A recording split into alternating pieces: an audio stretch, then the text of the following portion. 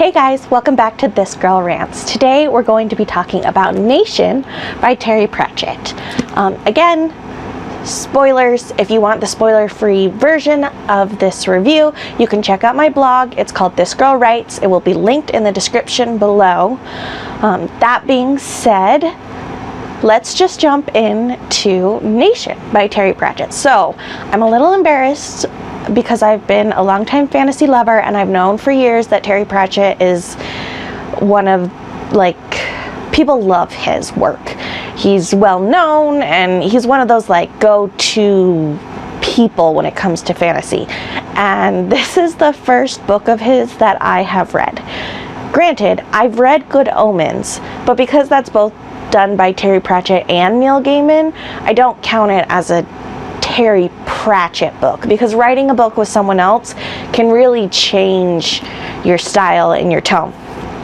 So this is my first Terry Pratchett book and it was really good.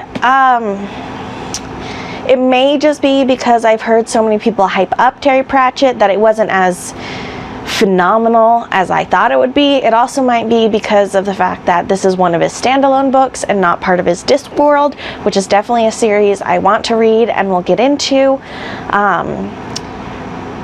But I liked it. I don't necessarily think it was the greatest book ever. It had a really interesting idea of people surviving after a tsunami, and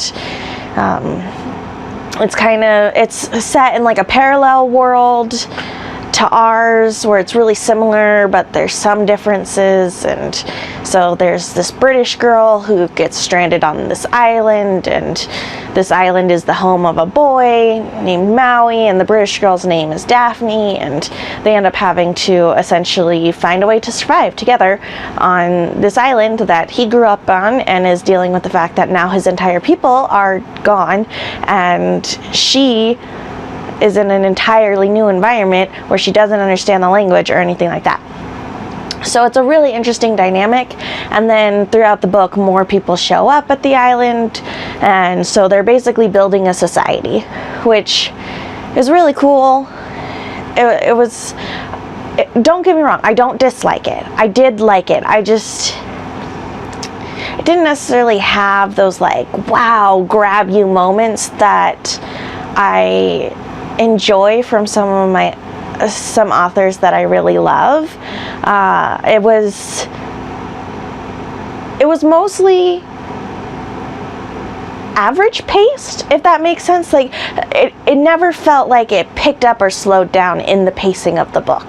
It definitely felt like it was just the same pace going along throughout the entire story, and they just dealt with things one day at a time, which is very realistic if you think about it. I tend to like my fiction books to be a little less realistic than that, so maybe this was just the wrong book for me to start with. Maybe I just don't understand Terry Pratchett's style well enough. There were a lot of moments where I had to go back and make sure I was understanding which perspective of which character I was in, because I feel like those switched in the middle of scenes and that threw me off a couple of times. So that might also be just his writing style and me not being familiar enough with it to really be able to enjoy that aspect, because none of these things are bad. They're just not what I expected from this book, which is fine. It's nice when the author does something that you don't expect. So overall, I did like it.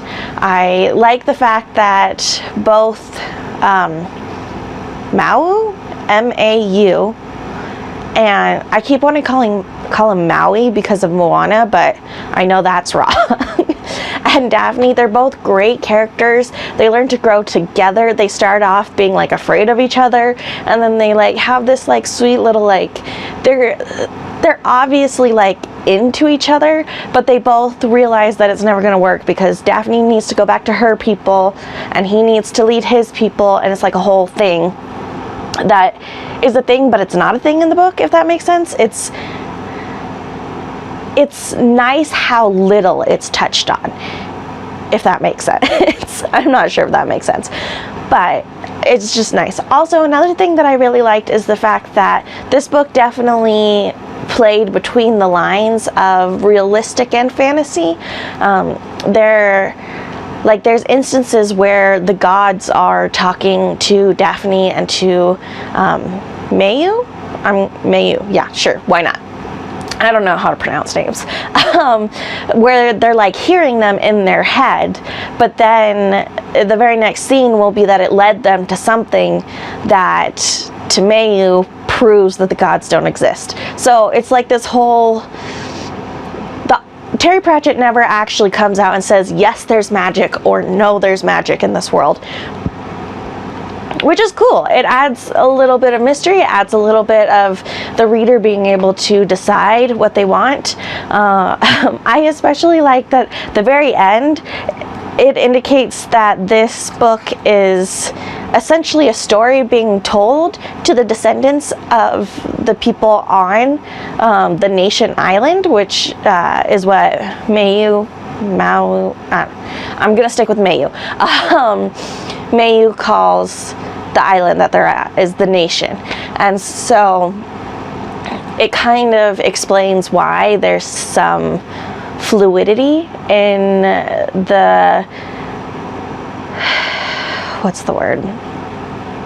in how it jumps from character to character, because when you're telling a story, you jump from perspectives a lot more easily than I think when you're writing a story normally.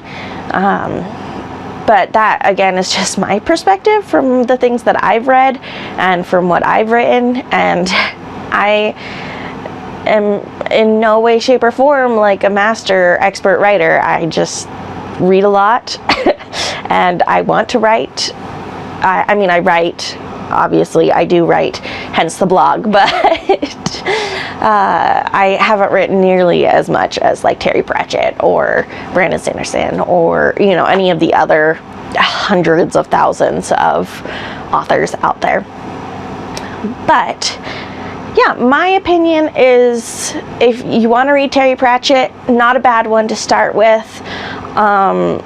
I may change that assessment once I read more of his books. Maybe I picked the worst book ever to start with of his, but it's what they had in the library, so I chose it, and I did enjoy it. It was kind of relaxing to read, because even though there were conflicts, it never felt beyond the scope of what they could handle, and it never felt like it was beyond the scope of what an average person could handle. And so it does not feel or read like a fantasy. I don't think it's actually supposed to be a fantasy. I think I just assumed, because Terry Pratchett has Discworld series, that all of his works would be fantasy, but the more that I think about this, the more I think this doesn't quite fit into the fantasy genre, but it's still really good. So I say check it out, especially if you like Terry Pratchett. You've probably already read it. If you've never read Terry Pratchett, give him a try. I hear great things, and this first one was good. Again, thank you so much for joining me on this Girl Rants. Please like and subscribe, and have a great day. Bye!